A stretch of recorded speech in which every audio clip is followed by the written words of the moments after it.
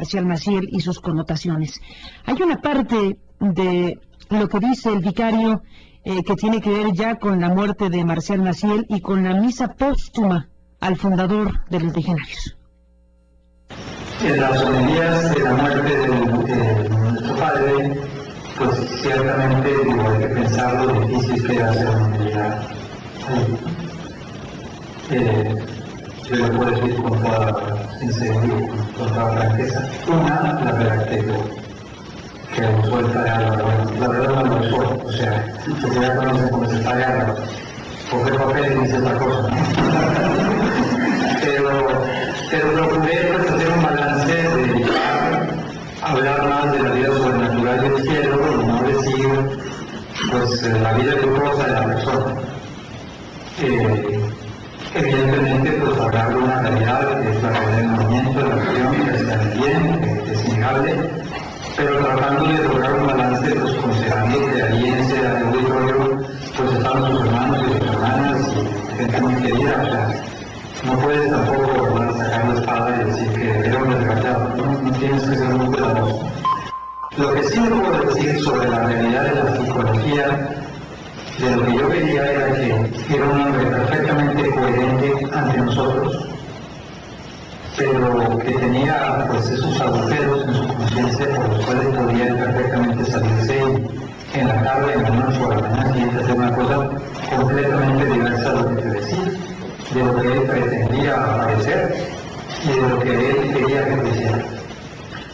Entonces, una persona que fuera doble, como un señor que tiene dos frentes, ¿verdad? Una cosa y la otra, pues hombre, uno les descubre más fácilmente porque pues de pronto comentan algo, dicen un chiste, no sé, hay aspectos por los cuales se nota que tienen otras formas, ¿verdad? Y otras maneras de vivir.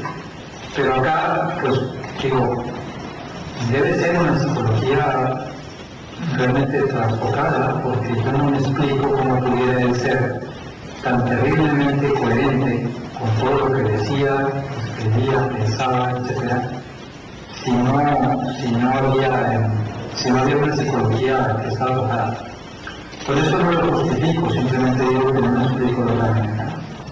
O sea, como digo, no sé qué era el terrorismo, pero eso es lo que yo le podía ver y le podían ver ustedes, porque si se sentaba un día a desayunar con él, pues él hablaba del apostolado, de la iglesia, de las almas y de no sé qué.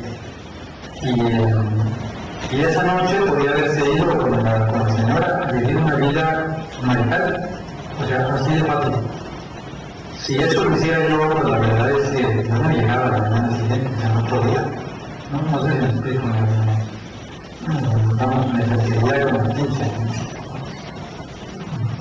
No estaría hablando de esas cosas, de pronto si llegaba ahí, la conciencia se tarda un poco en montarse, pero no me podría ir en el candelero, ¿no? Hablar de cosas de las almas que entregan, no podría.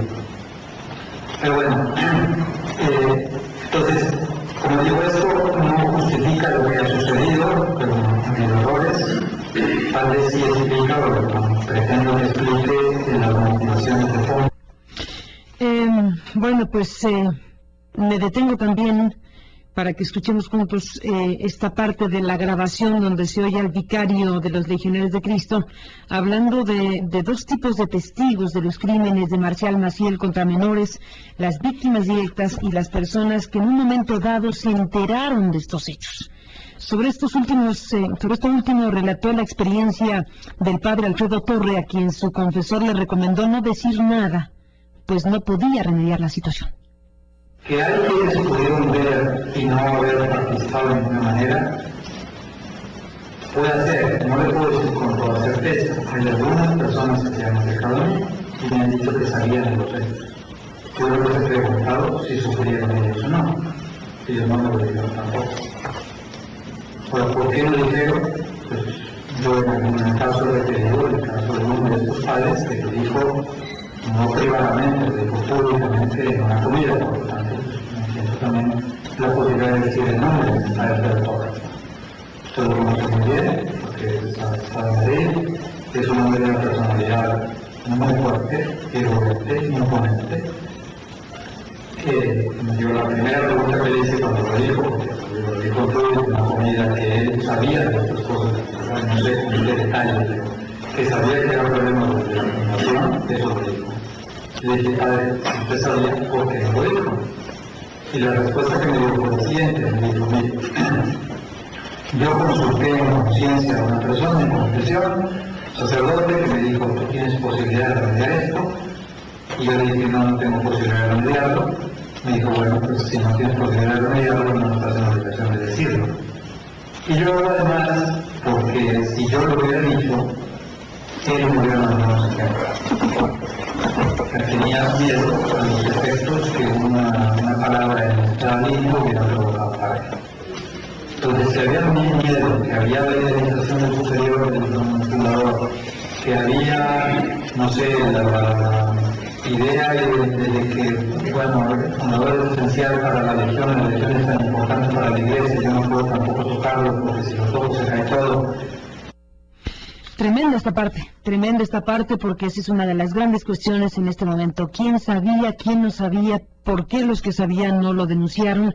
Y bueno, esta parte donde se oye a Luis Garza Medina recuperar el testimonio de un sacerdote que planteó que él, teniendo indicios o sabiendo de la conducta de Marcial Maciel, se lo planteó a otro sacerdote, entendemos que bajo una condición de confesión, y le dijo, ¿tú tienes elementos para remediar esta situación?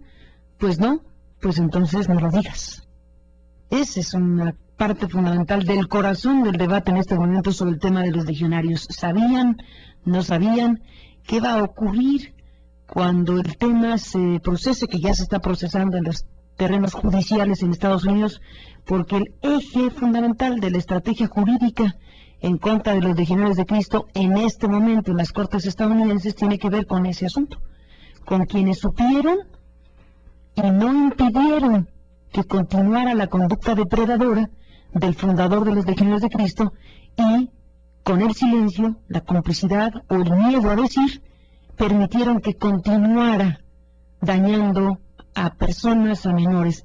Esta demanda judicial en Estados Unidos de Raúl González Lara contra los legionarios de Cristo en todas sus acepciones legales tiene como eje fundamental el hecho de que se afirma que los legionarios de Cristo sabían, y el propio Vaticano, hay que decirlo, de las conductas criminales de Marcial Maciel, y no impidieron que continuara dañando personas como lo hizo a lo largo de décadas. Eso ya está en otro terreno, eso ya es un tema judicial. Por esto estos fragmentos, y por eso hemos decidido compartir con ustedes estas grabaciones, porque nos da precisamente elementos de lo que estoy segura va a ser una estrategia y un proceso judicial de muy alto nivel, encabezado en este caso por Jeff Anderson en los Estados Unidos, en contra de los legionarios de Cristo. ¿Qué tipo de penalidad y qué tipo de contemplación, qué tipo de principios jurídicos existen en las leyes estadounidenses para dar curso a una demanda de esta naturaleza que está diciendo ustedes son responsables porque, sabiendo lo que supieron, no impidieron la conducta de Marcial Maciel? Por eso es tan importante hablar esta mañana, como siempre es importante, pero en este caso más, con Juan José Vaca.